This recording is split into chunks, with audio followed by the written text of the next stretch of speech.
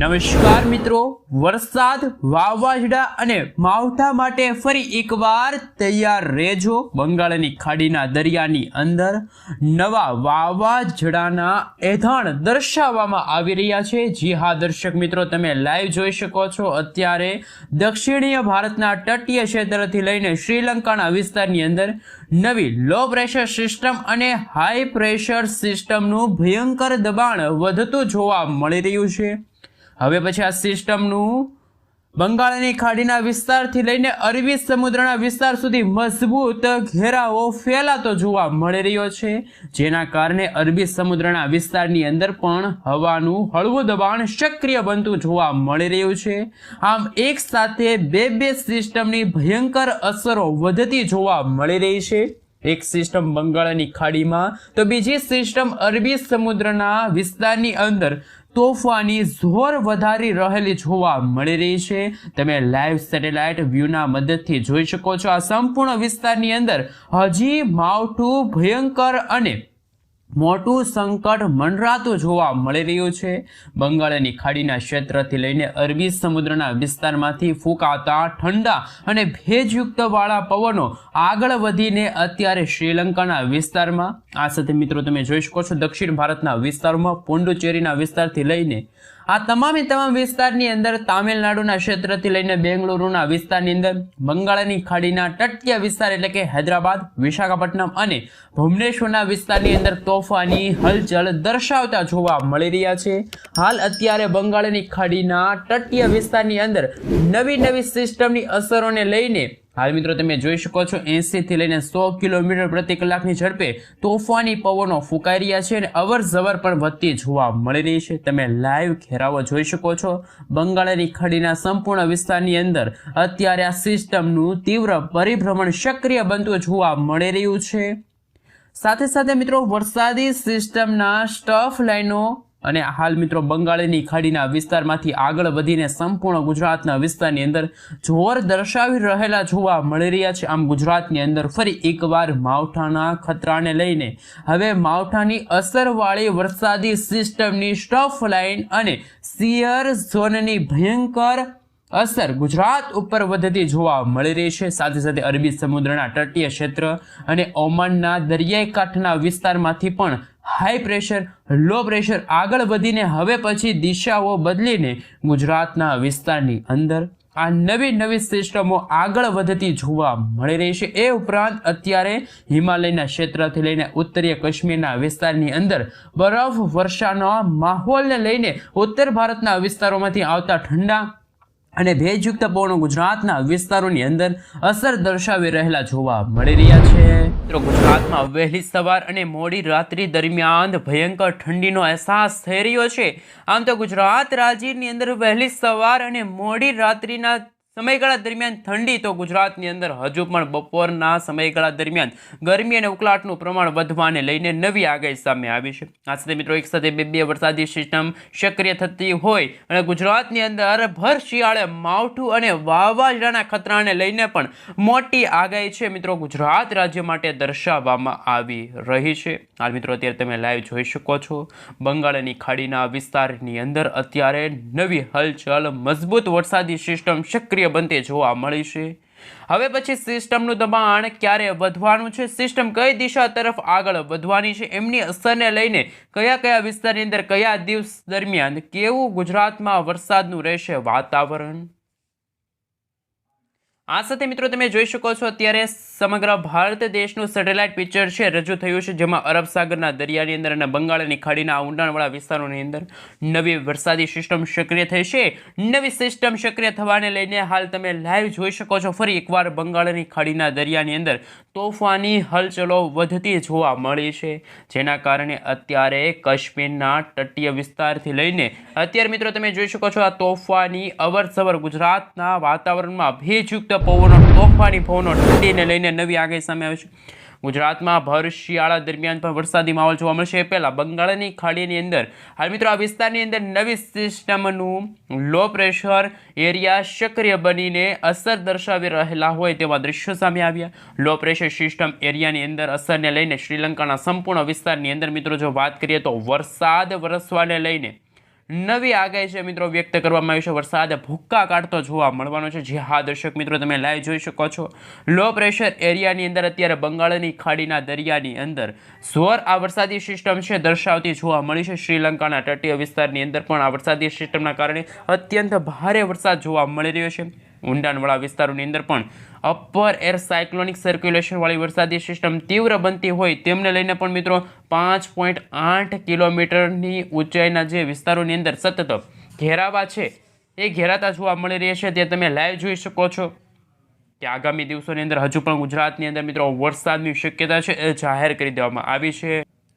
હવે મિત્રો તમે જોઈ શકો છો વિન્ડી એપ્લિકેશનના માધ્યમથી આપણે જાણીશું કે બંગાળની ખાડીની અંદર જે વરસાદી સિસ્ટમ સક્રિય બનતી જોવા મળી છે આ બધાની વચ્ચે આગામી 24 કલાકની અંદર અરબ સાગરના દરિયાની અંદર પણ ફરી એકવાર હલચલો સક્રિય બનતી જોવા મળવાની છે. તમે લાઈવ જોઈ શકો છો આ વિસ્તારોની અંદર પણ મિત્રો ફરી એકવાર નવી હલચલો સક્રિય બનતી હોય તેવા દ્રશ્યો સામે આવ્યા. ભયંકર જોર અને દબાણ વધતું હોય તેવા દ્રશ્યો સામે આવ્યા, જેના કારણે દરિયાઈ વિસ્તારની અંદર અત્યારે અરબ સાગરના તટીય ક્ષેત્રથી લઈને આ સાથે મિત્રો તમે જોઈ શકો છો દક્ષિણ ભારતના વિસ્તારોની અંદર કેરળ આજુબાજુના વિસ્તારોની અંદર પણ વાવાઝોડા સાથે વરસાદની શક્યતા રહેલી છે. મિત્રો અત્યારે તોફાની પવનોની સાથે અરબી સમુદ્રના દરિયાની અંદર પણ 90 કિલોમીટર પ્રતિ કલાકની ઝડપે તોફાની પવનો આગામી દિવસોની અંદર ફૂંકાતા જોવા મળવાના છે. પરંતુ અત્યારે સેટેલાઇટ પિક્ચરના માધ્યમથી જાણીશું તો આપણું ગુજરાત રાજ્યનું વાતાવરણ બિલકુલ ચોખ્ખું છે. ગુજરાતમાં કોઈ વરસાદની શક્યતા છે એ જાહેર કરવામાં નથી આવી, પરંતુ બંગાળની ખાડીના આ વિસ્તારથી લઈને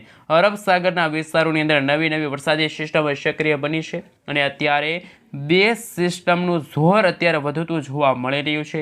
વરસાદ અને માવઠાના નવા રાઉન્ડને લઈને પણ અંબાલાલ પટેલ દ્વારા ચિંતાજનક આગાહી વ્યક્ત કરવામાં આવી છે. જે હા દર્શક મિત્રો ખેડૂતવાસીઓ થઈ જાજો તૈયાર, કારણ કે હજુ પણ ગુજરાતમાં આ નવેમ્બર મહિનાના અંતિમ દિવસોમાં અને ડિસેમ્બર મહિનાની શરૂઆતમાં ફરી એકવાર વાતાવરણમાં ફેરફાર જોવા મળશે. આ સાથે મિત્રો જો વાત કરીએ તો ખેડૂતો વરસાદી આફત માટે પણ ફરી એકવાર તૈયાર રહેજો, કારણ કે મિત્રો અત્યારે જે બંગાળની ખાડીમાં અને અરબ સાગરના આ વિસ્તારોની અંદર મિત્રો તમે જોઈ શકો છો 21 તારીખ આસપાસ અરબ સાગરના આ ઊંડાણવાળા વિસ્તારોની અંદર વરસાદી સિસ્ટમનો ઘેરાવો છે સક્રિય બની રહ્યો છે. અને એવા એક સમાચાર સામે આવી રહ્યા છે કે આગાહીકારક અંબાલાલ પટેલના જણાવ્યા અનુસાર અત્યારે એક સાથે બે વરસાદી સિસ્ટમો સક્રિય થઈ છે. એક વરસાદી સિસ્ટમ અરબ સાગરના દરિયાની અંદર અને બીજી બંગાળની ખાડીની અંદર નવી વરસાદી સિસ્ટમ સક્રિય થઈ છે. હવામાન નિષ્ણાત અંબાલાલ પટેલના જણાવ્યા અનુસાર આ મિત્રો આગામી દિવસો માટે ગુજરાતવાસીઓને રહેવું પડશે તૈયાર, કારણ કે અંબાલાલ પટેલના જણાવ્યા અનુસાર જો વાત કરવામાં આવે તો રાજ્યના કેટલાક વિસ્તારોમાં વહેલી સવાર દરમિયાન ઠંડીનું જોર વધ્યું છે, પરંતુ હવે પછી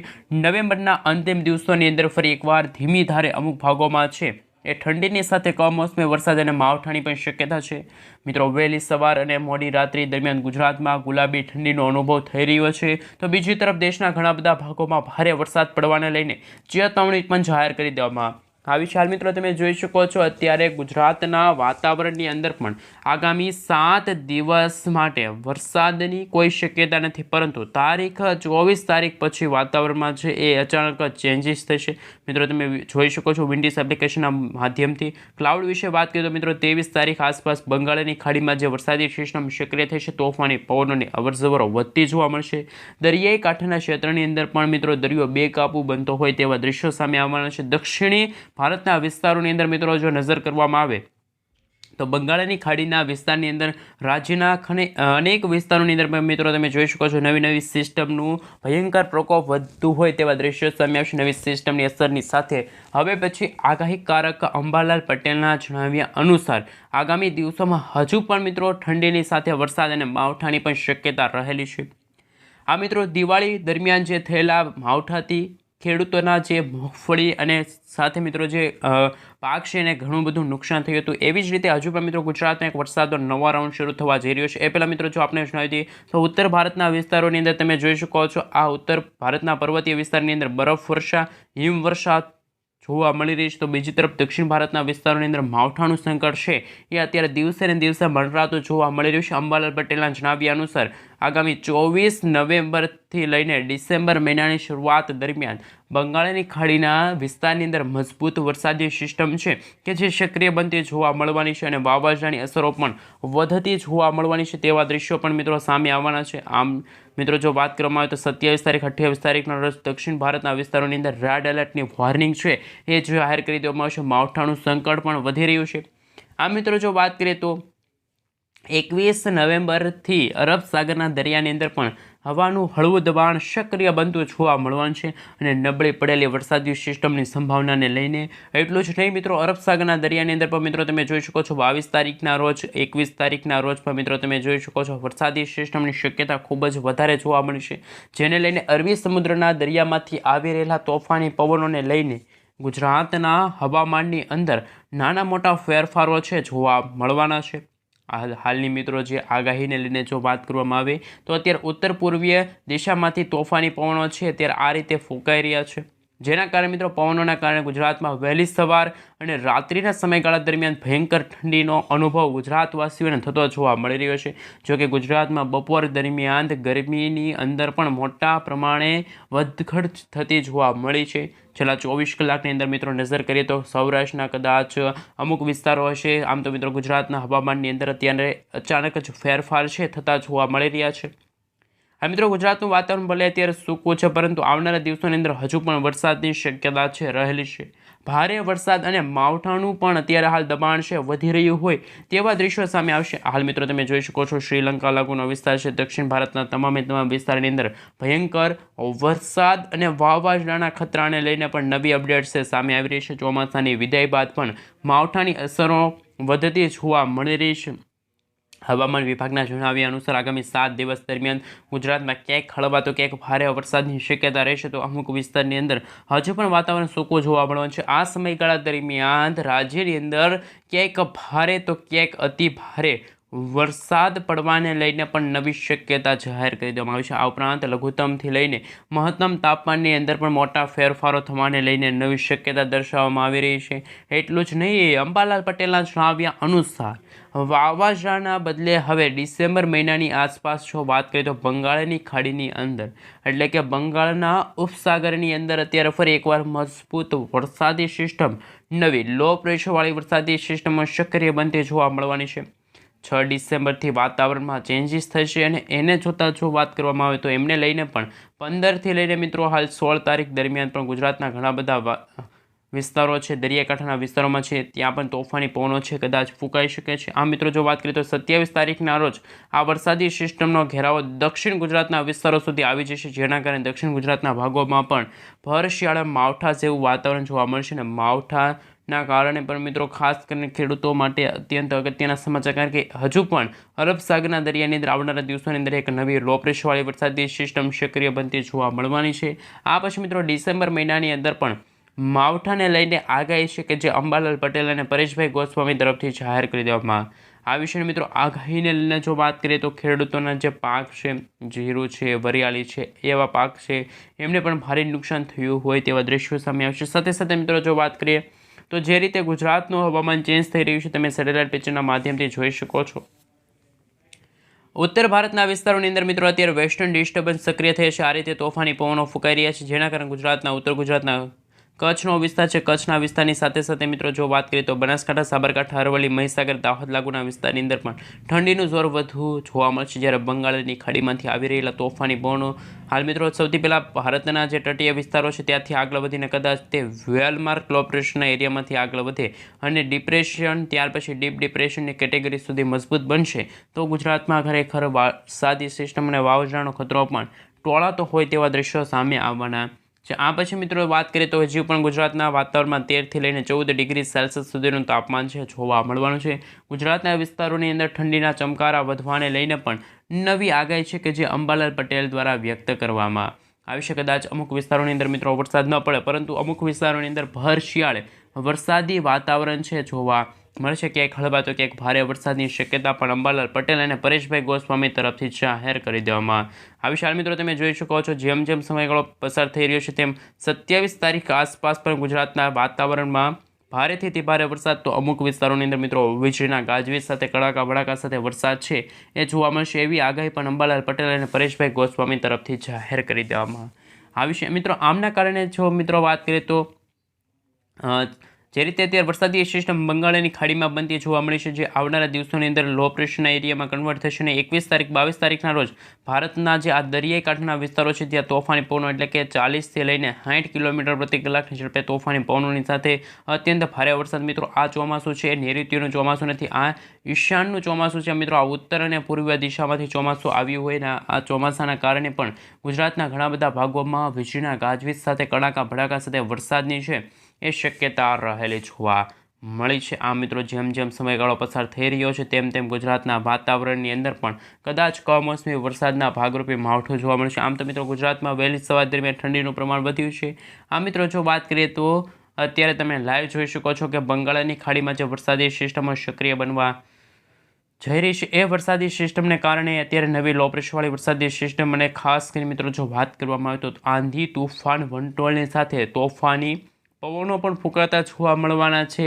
કેરળ છે, તામિલનાડુના ક્ષેત્રથી લઈને કર્ણાટકના વિસ્તારોની અંદર અત્યારે માવઠાનું જોર પણ ગુજરાતમાં વધી રહ્યું હોય તેવા દ્રશ્યો સામે આવવાના છે. જેમ જેમ સિસ્ટમ તીવ્ર બનતી જશે તેમ તેમ મિત્રો બંગાળની ખાડીના દરિયામાં સર્જાયેલી જે વરસાદી સિસ્ટમની અસરો છે ગુજરાતના વાતાવરણમાં ડિસેમ્બર મહિનાના શરૂઆતના અઠવાડિયામાં છે કદાચ જોવા મળી શકે છે.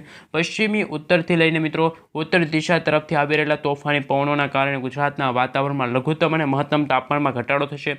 આ મિત્રો ગુજરાતમાં વહેલી સવાર દરમિયાન જો વાત કરીએ તો મિત્રો કચ્છના વિસ્તારોની અંદર જો વાત કરવામાં આવે તો તાપમાનમાં છે એ ભારે ઘટાડો જોવા મળી રહ્યો છે. નડિયાદ લાગુના વિસ્તારની અંદર પણ તાપમાન છે મિત્રો કદાચ 15થી લઈને હજુ પણ 13 ડિગ્રી સેલ્સિયસ સુધીનું તાપમાન છે ખૂબ જ ઓછું જોવા મળશે, જ્યારે મહત્તમ તાપમાન ગુજરાતનું 20થી લઈને 25 ડિગ્રી સેલ્સિયસ સુધીનું તાપમાન છે જોવા મળશે. એટલે કે ભર શિયાળે હજુ પણ ઠંડીનું પ્રમાણ તો વધવાનું છે, પરંતુ હજુ પણ કમોસમી વરસાદ અને માવઠાને લઈને પણ નવી આગાહી છે કે જે અંબાલાલ પટેલ દ્વારા વ્યક્ત કરવામાં આવી છે. હાલ મિત્રો જો નજર કરવામાં આવે તો તમે જોઈ શકો છો જેમ જેમ સમયગાળો પસાર થતો જશે તેમ તેમ ગુજરાતના વાતાવરણમાં પણ કમોસમી વરસાદ અને માવઠાને લઈને પણ નવી શક્યતા છે એ હાલ જાહેર કરી દેવામાં આવી છે. મિત્રો 20, 21, 22, 23 તારીખના રોજ દક્ષિણી ભારતના વિસ્તારની અંદર વરસાદના નવા રાઉન્ડને લઈને પણ નવી શક્યતા છે એ જાહેર કરી દેવામાં આવી છે. આ મિત્રો જો વાત કરવામાં આવે તો અત્યારે તમે જોઈ શકો છો ગુજરાતમાં દિવસે ને દિવસે વાતાવરણમાં મોટા ઉથલપાથલ થઈ રહ્યા છે.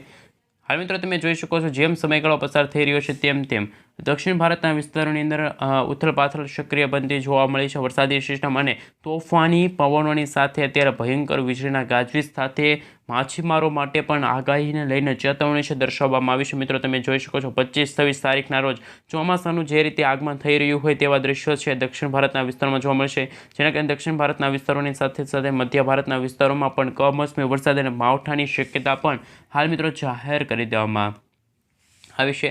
આ મિત્રો જેમ સમયગાળો ગુજરાતમાં પસાર થતો જશે એમ તારીખ મિત્રો લખી રાખજો, જેમાં 27 તારીખથી ગુજરાતમાં વરસાદનું પ્રમાણ વધશે. આવનારા ખાસ કરીને 30 નવેમ્બર સુધી ગુજરાતમાં છે વીજળીના ગાજવીજ સાથે કડાકા ભડાકા સાથે વરસાદની શક્યતા છે એ પણ મિત્રો જાહેર કરી દેવામાં આવશે. આ મિત્રો જો વાત કરીએ તો ગુજરાતના દરિયાકાંઠાના વિસ્તારોમાં હજુ પણ ભારેથી અતિ ભારે વરસાદ જોવા મળશે વીજળીના ગાજવીજ સાથે, પરંતુ સૌરાષ્ટ્રના ભાગોની અંદર અત્યારે કોઈ વરસાદની શક્યતા છે જાહેર કરી દેવામાં નથી આવીને બંગાળની ખાડીમાં આવનારા દિવસોની અંદર હજુ પણ એક નવી લો પ્રેશરવાળી વરસાદી સિસ્ટમ અને અરબ સાગરનો દરિયો આ છે. અરબ સાગરનો દરિયો છે, આ બંગાળની ખાડી છે, આપણો ગુજરાત છે. આ મિત્રો અરબ સાગરના દરિયામાંથી કોઈ વરસાદી સિસ્ટમ સક્રિય થતી હોય તો ગુજરાતને સીધી અસર કરતી હોય છે, પરંતુ અત્યારે વરસાદી સિસ્ટમ સક્રિય થઈ છે બંગાળની ખાડીમાં છે, જેના કારણે ગુજરાતને એ અસર કરશે પણ ઘણી બધી વાર લાગશે. એટલે કે મિત્રો ડિસેમ્બર મહિનાના પ્રથમ અઠવાડિયાની અંદર ગુજરાતમાં